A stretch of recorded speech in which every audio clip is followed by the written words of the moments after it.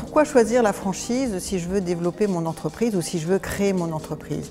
Tout simplement parce que la franchise repose sur la réitération d'un concept qui a déjà fait ses preuves et qui réussit.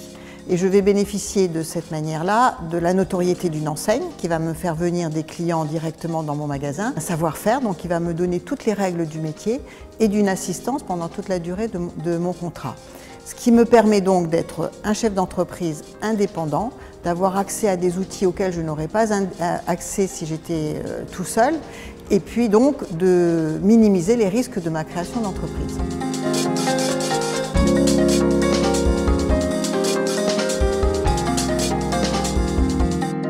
Il faut que le franchisé, le candidat franchisé, sache exactement à quoi il va s'engager.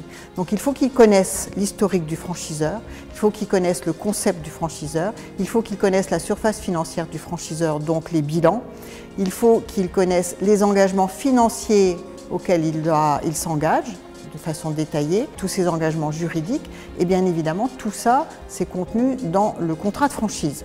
Donc, qui doit être annexé à ce que nous appelons le document d'information précontractuelle. Ce document doit aussi contenir la liste des franchisés actuels du réseau, de façon à ce que le candidat franchisé, et c'est très important, puisse aller se renseigner auprès des franchisés existants pour savoir comment ils vivent leur vie de franchisé.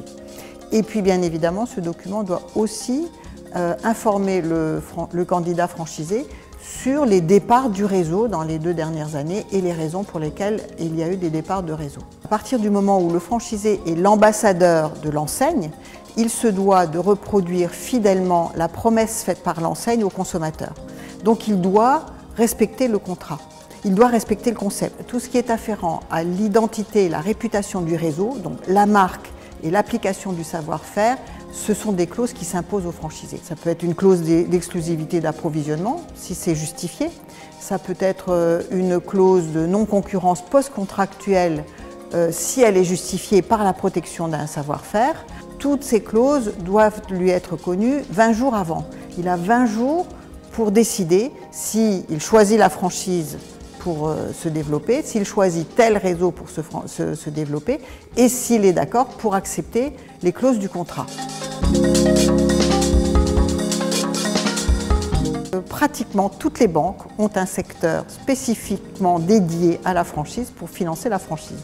Ça veut bien dire que c'est un marché qui les intéresse. Pourquoi? Parce qu'ils ont beaucoup moins d'incidents avec un franchisé qu'avec un commerçant traditionnel isolé. Donc pour la demande de financement, c'est une demande de financement assez classique. Il faut arriver chez son banquier avec un business plan qui tient la route.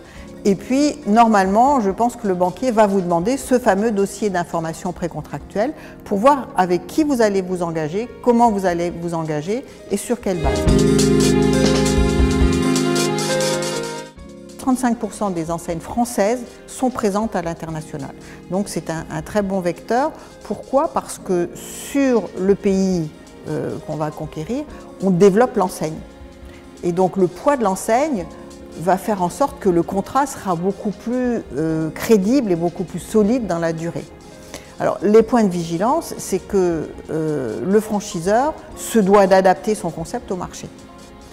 Donc soit il l'adapte lui-même avant de trouver un master franchisé sur le pays, et dans ce cas-là, il va livrer un concept tout adapté au pays à ce master franchisé.